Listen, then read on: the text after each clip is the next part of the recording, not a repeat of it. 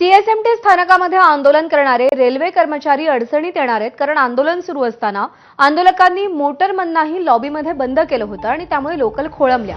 खरं तर मोटरमनचा या आंदोलनाशी काहीच संबंध नव्हता, मात्र आंदोलकांनी मोटरमनच्या लॉबीला बॅरिकेडिंग केल्याचं समोर आलंय।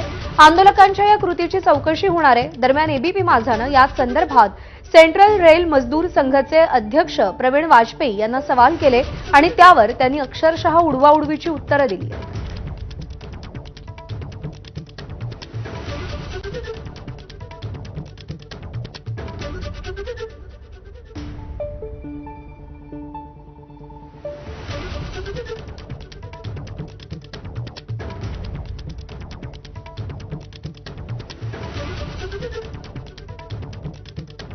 आपल्याबरोबर सीआरएमएस या यूनियन के अध्यक्ष आहेत वाजपेयी सर। आपके लोगों ने गाड़ियां नहीं रुकाई? नहीं रुकाई, गाड़ियां नहीं रुकाई। बताइए, एक भी इंसिडेंट बता दीजिए गाड़ी सामने हम लोग खड़े हुए हैं और गाड़ी को हमने रोका वहां देकर। मोटरमन को बाहर आने नहीं दिया लॉबी से? ऐसा नहीं है, हमने किसको मना नहीं किया लॉबी से आने बाहर आने नहीं दिया, ऐसा किसमें नहीं, ऐसा कोई इंसिडेंट नहीं जो हमने मना किया हो।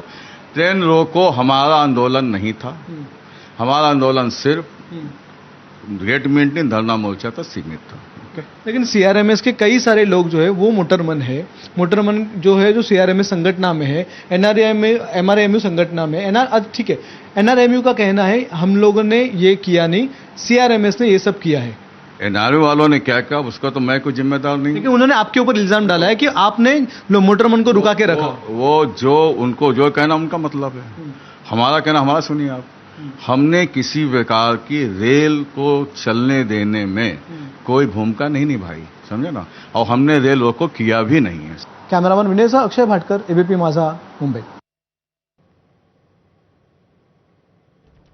आणि या सगळ्या संदर्भात आपले प्रतिनिधी सूरज सावंत आपल्याला अधिक अपडेट देतील। सूरज, आता या आंदोलकांची अडचण कशी वाढणार आहे, कारण का वस्तुस्थिती नेमकी काय होती आणि उत्तरं काहीतरी वेगळी दिली जात आहेत, नेमकं काय सत्य आहे? प्रज्ञा, नक्कीच आपण जर पाहिलं तर कालपासून सीएसएमटी रेल्वे पोलिसांनी या संपूर्ण प्रकरणाची सखोल चौकशी करण्यास सुरुवात केलेली आहे। या संपूर्ण प्रकरणाची स्वतंत्र चौकशी होणार आहे।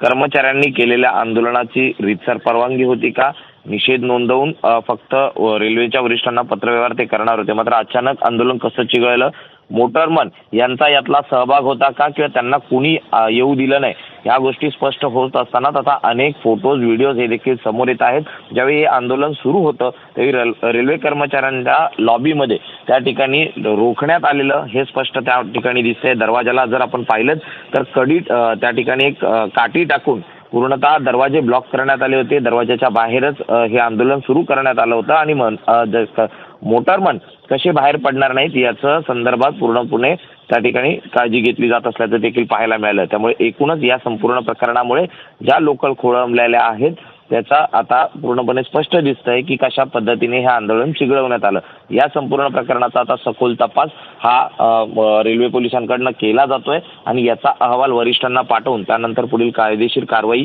ही देखील केली जाणार आहे। त्यामुळे कुठेतरी आता सीएसएमटी मध्ये जे झालेलं आंदोलन होतं त्यामुळे रेल्वे कर्मचाऱ्यांच्या अडचणीत वाढ होण्याची शक्यता आहे। सूरज, धन्यवाद दिलेल्या माहितीसाठी।